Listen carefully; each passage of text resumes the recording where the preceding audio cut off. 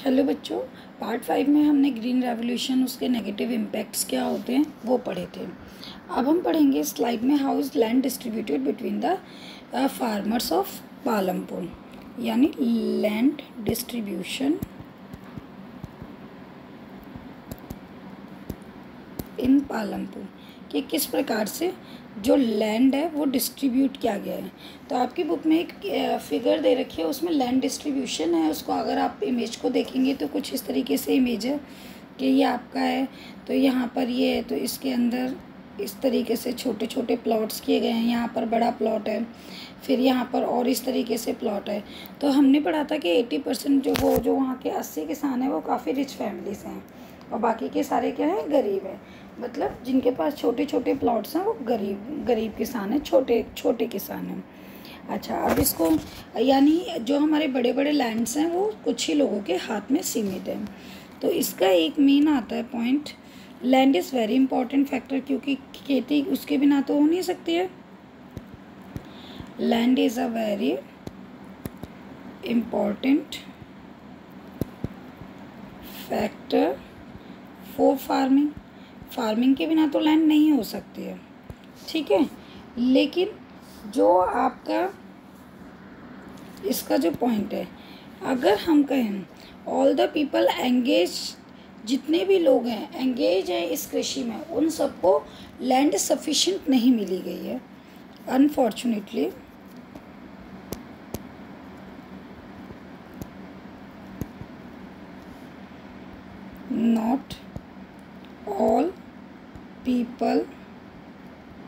Not all the people engaged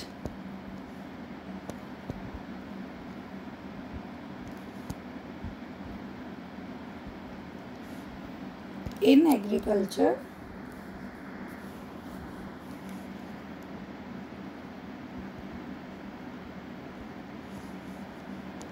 have sufficient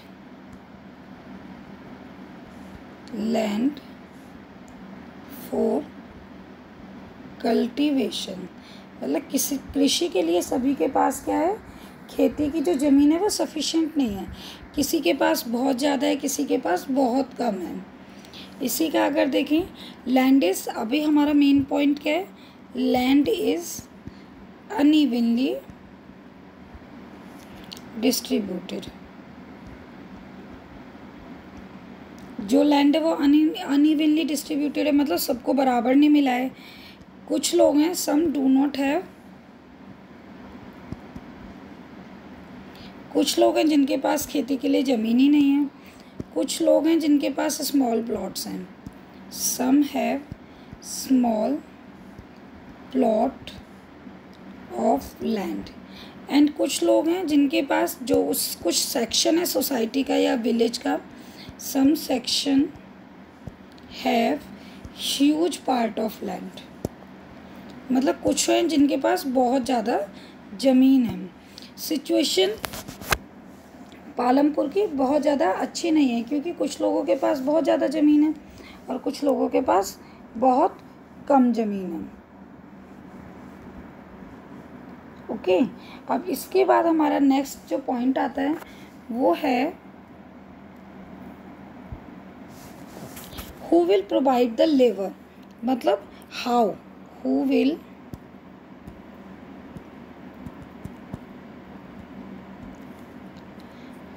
provide the labor। अब बेटा देखो, जो बड़े जमींदार हैं, आपका बहुत बड़ा जमींदार है, तो वो क्या करेगा, दूसरे मजदूर उठाएगा कहीं से काम कराने के लिए अपने उसमें, अपने फील्ड्स में। और जो स्मॉल लेबर्स हैं और जो आपका मिडिल क्लास लेबर्स हैं, मतलब जिनके पास थोड़ा लैंड है जिससे वो अपनी ज़रूरतें पूरी कर पाते हैं, किस तरीके से वो एक दूसरे की हेल्प करते हैं, किस तरीके से लेबर होता है। तो देखो, लेबर, ये इसका third factor, second factor labour is an important factor of production.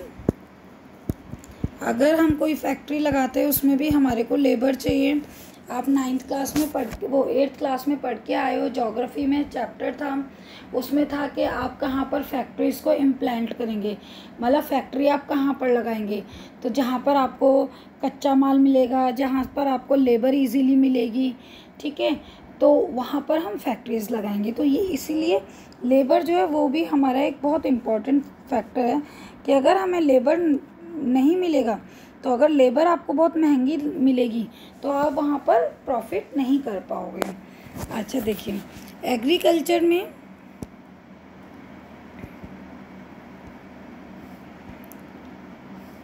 Agriculture and requirement of labour किस तरीके से पूरी होती है, रिक्वायरमेंट ऑफ लेबर।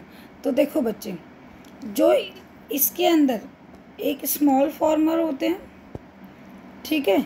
अब स्मॉल फार्मर क्या करते हैं, जो हमारे स्मॉल फार्मर्स हैं, दे अलोंग विद देयर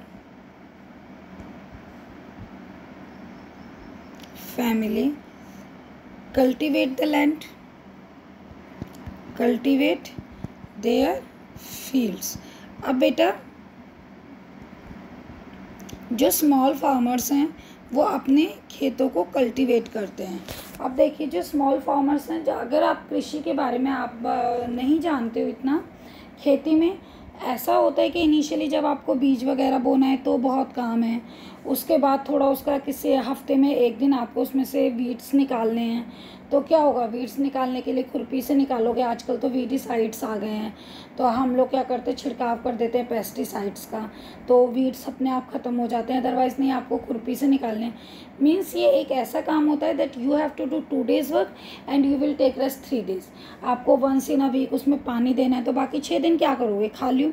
तो ये छोटे किसान क्या करते हैं, अपने खेतों में भी काम करते हैं, और फिर उसके बाद क्या करते हैं, जो बड़े बड़े लैंड लॉस होते हैं, ठीक है, उनके यहाँ भी जा कर के काम कर लेते हैं। Farm labours come either from landless families, landless families से काम करते हैं। लैंडलेस फैमिलीज जिनके पास ज़मीन नहीं होती, तो वो किसान वो क्या करते हैं, वो लोग इन लोगों के यहाँ काम करते हैं, जो किसान होते हैं बड़े वाले। कल्टिवेटिंग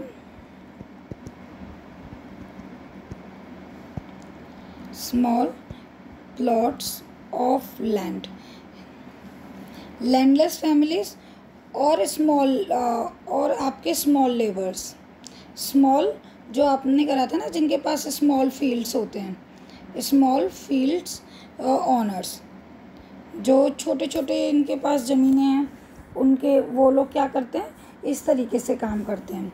और जो मिडिल और लार्ज क्लास होते हैं, जो मिडिल क्लास के होते हैं, medium and large families, large जो फार्मर्स हैं वो किस तरीके से काम करते हैं, दे हायर